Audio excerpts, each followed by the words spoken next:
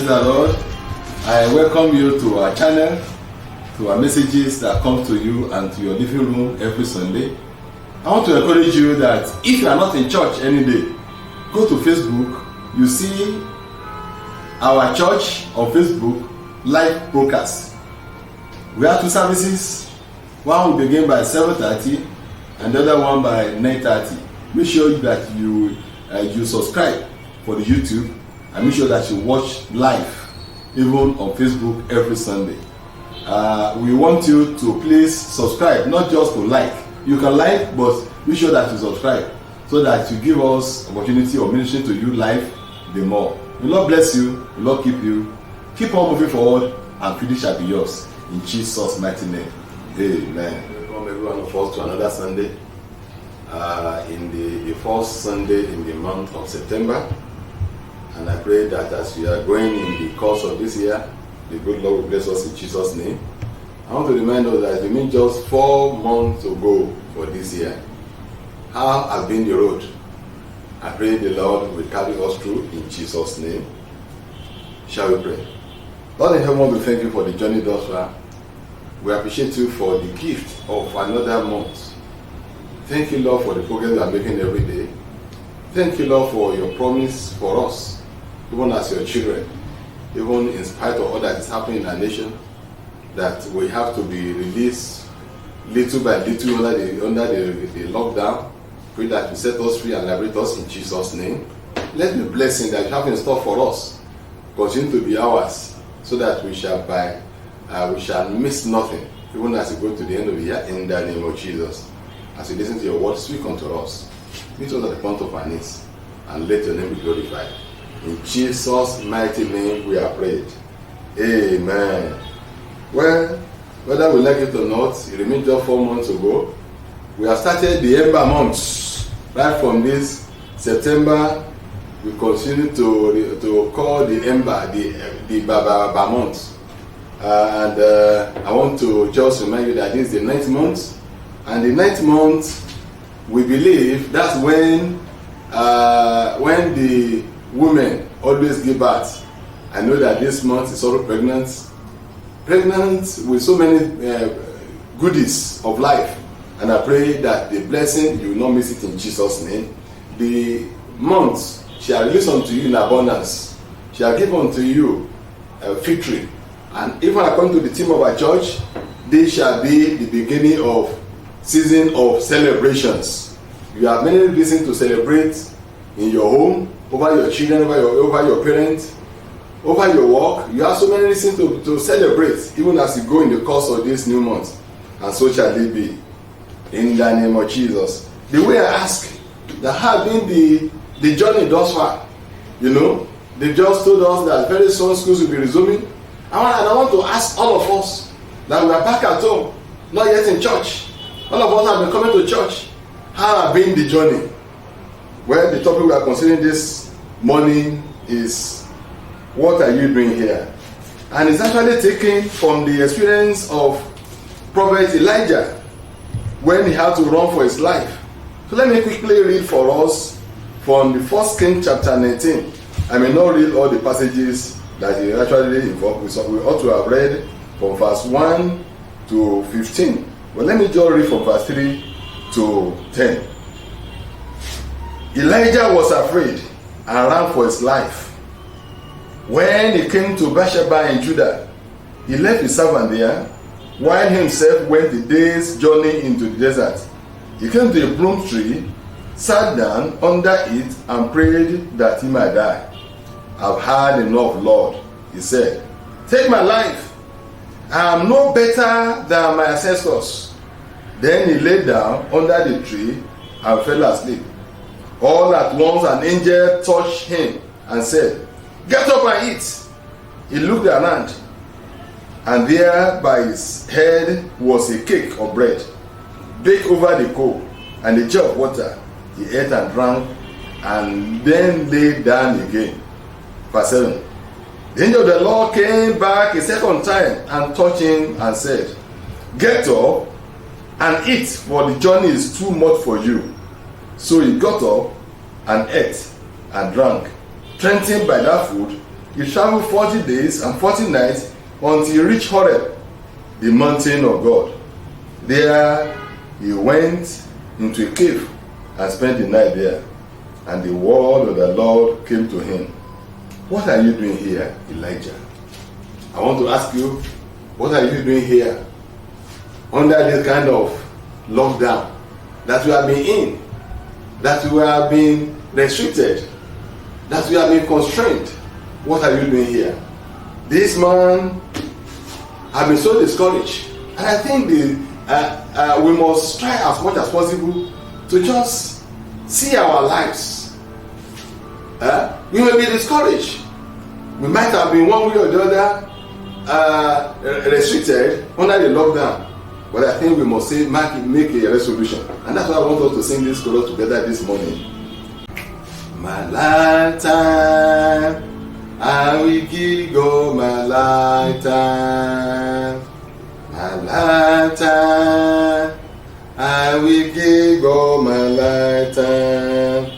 If I give God my lifetime, He will take good care of me.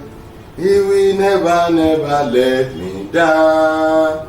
I will give God my lifetime. I think we have no choice but just to give our life to God, because He will take good care of us. So Elijah was the prophet of God, and we all know the story. You know the antecedents of this man of God. Remember that this somebody who actually single-handedly announced famine in the land, and he said, unless at my word there will not be rain or dew in this land. And that's what he was able to do for 3.5 years. A very powerful man of God. His word did not fall to the ground. Remember that even when he went ahead and hid in the cave, he was being fed by a raven for so long a time, even in the book of Cherith. That's a very, very powerful man of God. Remember that he actually confronted over 400 prophets of Baals, and he defeated all of them, over 400, one single man, and he was able to win. But a time came, just a woman that tried to pursue him. It's only we did not read from him. Say, Jezebel did everything. I said, is that what this man is doing? And now said, if I should get him, I will cut off his head. And the same man of God who had done this wonderful thing eventually ran away. And that the same man of God that said he wanted to die. Why? So I don't know how you are able to achieve in your life, but a time has come again that we now have the lockdown and you are now discouraged. And maybe you are so discouraged to the extent that it's not even better to die than to live. I want to encourage you. God is asking you, what are you doing there? What are you doing there? Well, we must know that the lockdown has had so many negative effects upon our life. Though there are some positive effects, because somebody reported that the number of accidents we always have in Nigeria on a normal day, when there is no lockdown, usually more it's about 5 times of what we recorded during the lockdown. So that means lives have been saved. That should ought to have been lost during the lockdown was actually saved. So one way or the other, it has its own effect. Oh, so many families were united, but it has so many disadvantages more than advantages. Well, whether you like it or not, we are now recording negative economic growth. That's the economic decline. In fact, they are saying that we are entering into another recession. I pray that God will lift up our nation from such in Jesus' name. So many business failures, so many people lost in their production line. Why? Because everything was locked down. Oh, there have been so many domestic violence. Husband and wife, when it came to issue of responsibility, they have never stayed that long before, and their weaknesses are now being shown to each other. It's now evident. So there have been so many domestic violence. They said that some people have killed themselves, and even to worsen it. For the fact that people have been in for this long of a time, we saw how many people are getting sick at home. Not because of coronavirus, but because they have not been exercising their body system, and the immune system have been going down and down and down. So sicknesses has actually crept in. Some are developing fever, malaria, some are having cramps, and the health is deteriorating every day. We pray the Lord will set us free in the name of Jesus. But I just want to encourage us. Well, looking at the history of the Israelites, looking at even the history of the world, God has never in any way loved any nation or any individual to be locked down. Remember the Israelites, they were locked down in Egypt over 400 years. But when people were dissatisfied with the condition, they cried unto God. And God said, no, I will liberate you. And God sent unto them Moses to lead them out, because it's not the will of God for them to be locked down. I pray God will also set us free from this one too, in Jesus' name. Remember even at the Red Sea, when the Israelites, they were confused, they don't know what to do, and they seen that they were locked down. That was a very short time, a very short lockdown. But they look unto God, and God said, Moses, why are you crying unto me? Why are you locked down? What is that in your hand? And he said, it's a rod. He said, stretch it forth. I want you to please stretch forth your hand this morning, and the Lord will chart a course for you to go forth. You are moving forward. You are moving ahead of your enemy. You are moving over the challenges of your life. You pass through that Red Sea, and the Red Sea will not overwhelm you. In the name of Jesus. Oh, what's the story of the young prophet in the book of 1 Kings chapter 13 verse 14. Remember the story very well.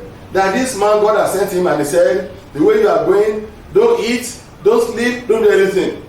But remember that the man delivered the message, and he left. And he came ahead, and he sat under the oak tree.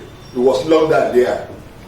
And because he was locked down, he locked down himself there. And because he was locked down, that's how he was being misled. And the old prophet came and led him back home, and he ate and drank, and on his way back, remember the story that the animal came and they mauled him, they killed him. Why? Because he disobeyed. Instead of him going, instead of him moving ahead, instead of him advancing, he decided to sit down and he felt relaxed. The same way the story we have read today, we see how the prophet had been locked down. He was tired and he cannot continue the journey again. So the fact I'll just give a sample in the history or the story of the Israelites at Horeb. Remember the story very well, that God spoke unto their fathers. He said, you are still long in this place, therefore carry your load and move forward. Why? Because it's not the will of God for us to do what? To be locked at any time. Let me just read to us from the book of Deuteronomy chapter 1. I will read verse 6.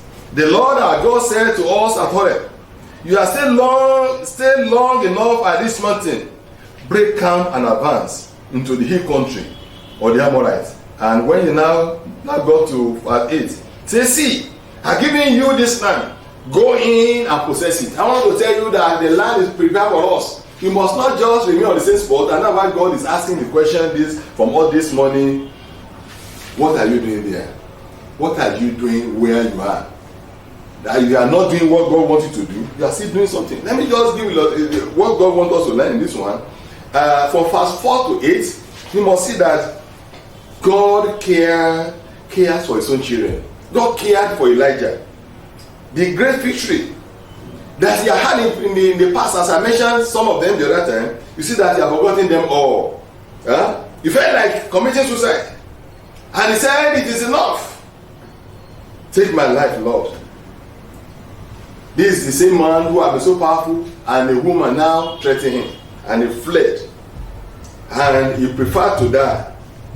Somebody who fled from death, from the woman, is now saying, God, let me die. Better that I die.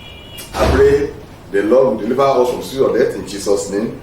Let's know that when this pressure comes, we are locked down. And if you are not careful, lockdown will cause depression. I can say that the man of God was depressed at a time like this.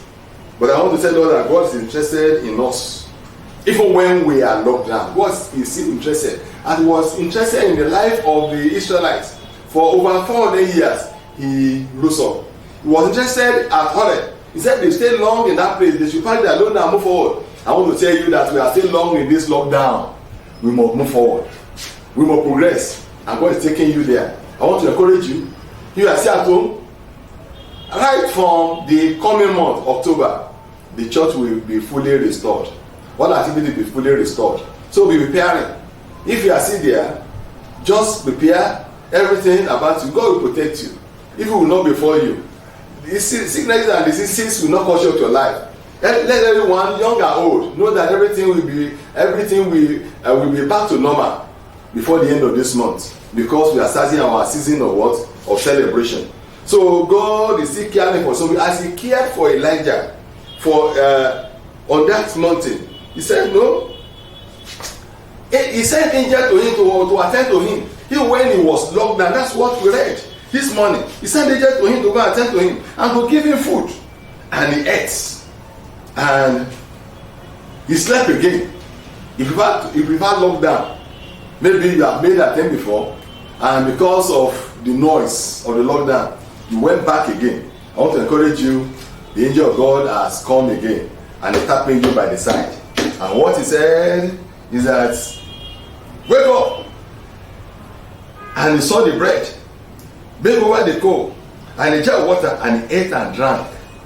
That's what he did. So in the same way, I want you to rise again. Take the word of God again. Take the water of the Holy Spirit. And let God encourage you. Because God is asking, what are you doing there? Second thing I want us to just see from the example is that Lord's question can transform lives. It was the question that God sent unto him that transformed his life. So that's why the same question is coming to you again this morning. That what are you doing there? What are you doing under the lockdown? What are you doing at home? What are you doing in your places of abode? And the irony of things is that many of us, it's only church we cannot come. We go other places. I want to encourage you. The pandemic that will not kill you in the bank will not also kill you in the church. The pandemic that will not kill you in the supermarket, in the market, will not even kill you as well. Just be encouraged that the Lord himself will help you. God sends questions to people who are discouraged. Remember that people who are actually discouraged, they say, why are you downcast? That's to tell us that he's here to lift up our eyes, lift our faces up, actually bring brightness into our look. So God is sending the same word unto you this morning, and is asking you, sending a question to you, that why are you downcast? Why are you downcast? Why are you discouraged? Believe in God, and he will help you. So as many that are still being discouraged, let's feel that God is calling us to action. The question sending us to us this morning is that, what are you doing? We can do better. That's just the implication of what he's saying. We can do better than just sit down and feel discouraged.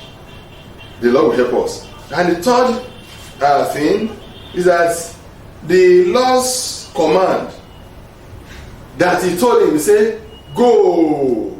He said, go to that place. That's the way he put it. He said, get up, eat, and go your journey. Take your journey. It's for him to progress. God does not want us to remain on the same spot.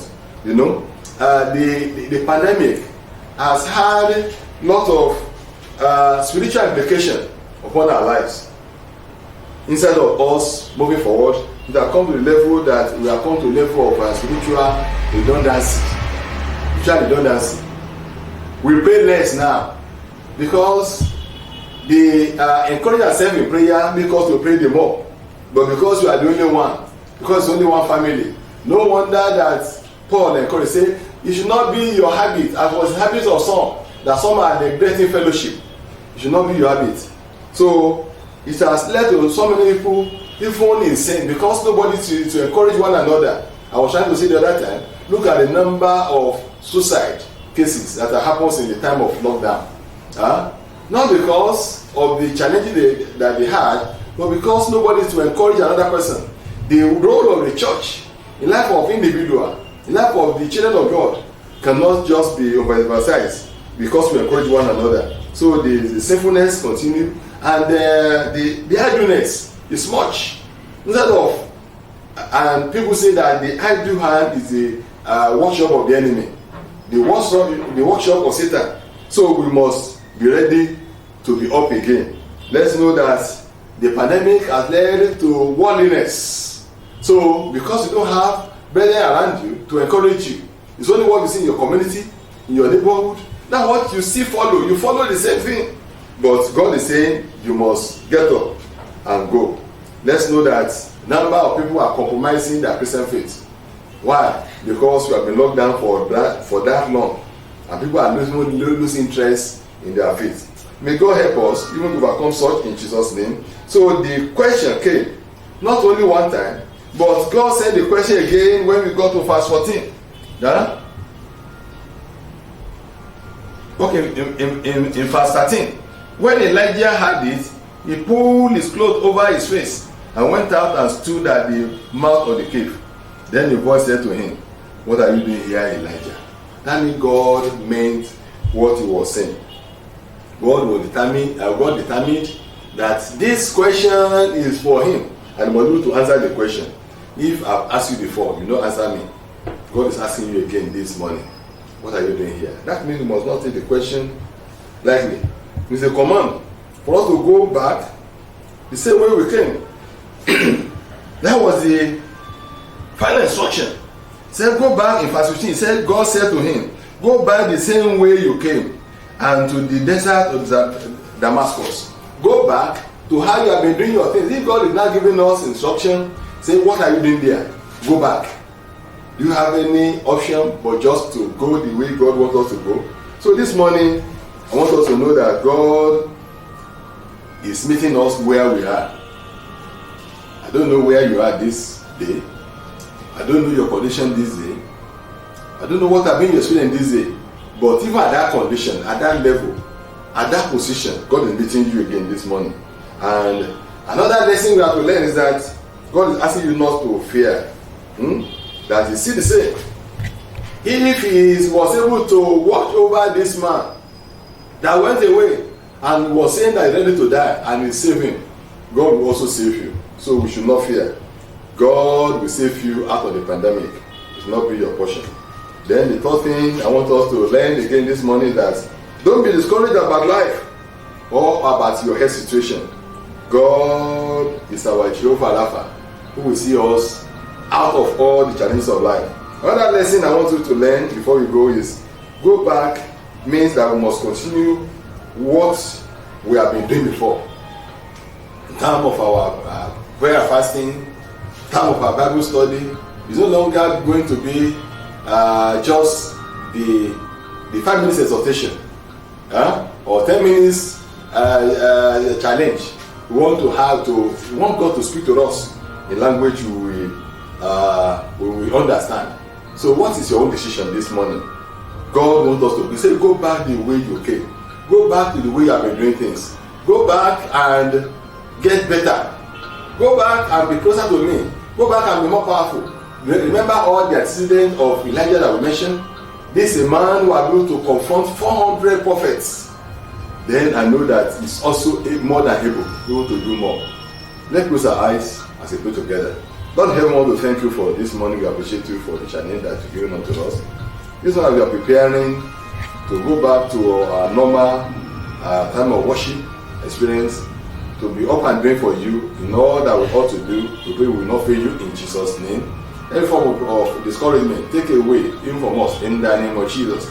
As your children are determining, they want to follow your instruction to go back. We pray that it will not be for anyone in the name of Jesus. Continue to uphold us. Help your people. In Jesus' mighty name we pray. Amen. Praise the Lord.